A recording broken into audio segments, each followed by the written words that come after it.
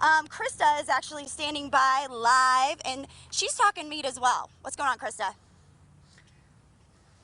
Hey, Kenny. Well, I'm going to tell you right now, I am here with rancher Mike Callicrate, the owner of Ranch Food Directs.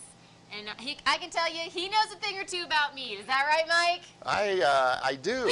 I do.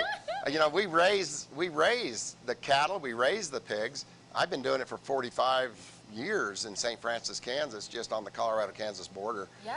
And so I've been in Ranch Foods Direct as our alternative to reaching the consumer with something far better than you get at a big box store or at a national chain of any kind. And so yeah, we've been here about 21 years now at Ranch Foods Direct here in Colorado Springs. So Ranch Food Directs is a retail meat place, but you also do meat packing as well. Where does all your food come from? Well, we have a supply chain, and that's a kind of an industrial word. Yeah. But we have a supply chain that extends to St. Francis, Kansas. That's our ranch, where we produce the beef and the pork for Ranch Foods Direct and our restaurant customers. Nice. And you know, we just have control of it. And so we're not importing beef from South America or Australia or somewhere around the world where that supply chain can get interrupted. And so all during COVID, we never ran out of meat. Oh, yeah. But the other thing that we do is we process for other people who also want to sell meat to consumers more directly and get around that middle piece that is very predatory and will not allow an independent operator to survive. And so the only way you really make it is being able to sell directly to the consumer. But hey, if you're going to sell to the consumer, don't you want something better than the commodity market delivers today?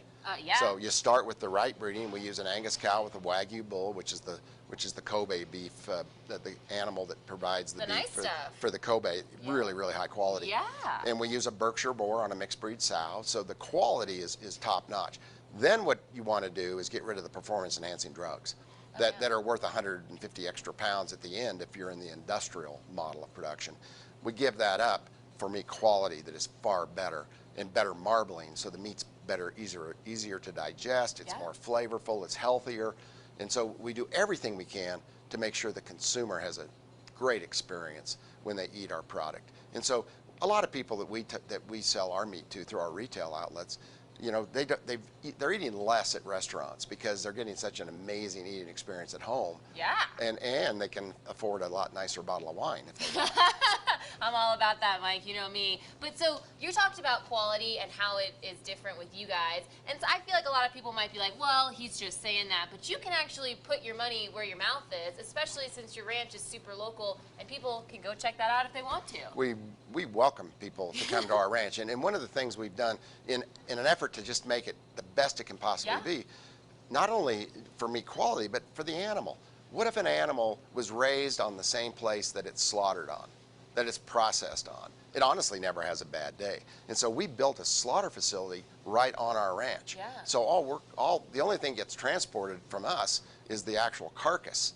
And it comes in right here to our Colorado Springs location where the carcasses hang and get the proper aging on them. And then our crew cuts those up into retail, wholesale cuts that go out to our customers.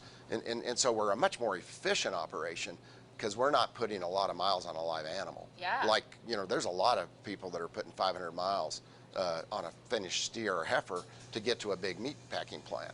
At which time they get there and there's 5,000 or 6,000 other animals that they've never seen before. The stress is too much. That's what I was saying. I feel like the stress is a lot of things that people say you can kind of taste in your animals. Yeah, that is so true. The adrenaline but these cattle are just not only stressed, they're just completely wore out. They're shrunken out by the time they make that long haul to a big meat packing plant. And so, and you know, we think workers should be treated fairly. And all these costs are in our product. Okay. But we're still very competitive in the marketplace. And in fact, you can come here and buy bundles at the Peak to Plains location on Town Center Drive. You can buy a 20-pound bundle of ground beef way cheaper than you can buy even something comparable, which there isn't anything really comparable at a big box store, but it's less expensive. We've got some really good family values and affordable items here at Ranch Foods Direct. So you can feel good about buying your meat here at Ranch Food Direct. That's right. Consumers are paying plenty for meat. Producers are not being paid they are a cost to be reduced by the meatpacking monopoly. And so if we can go around the middlemen that have monopoly power in our industry, the system that failed during COVID and left shelves empty all across America, if we can go around that centerpiece where the monopoly is and sell direct from the producer to the consumer, that is a huge benefit to both producers and consumers, and this is what we're here to facilitate.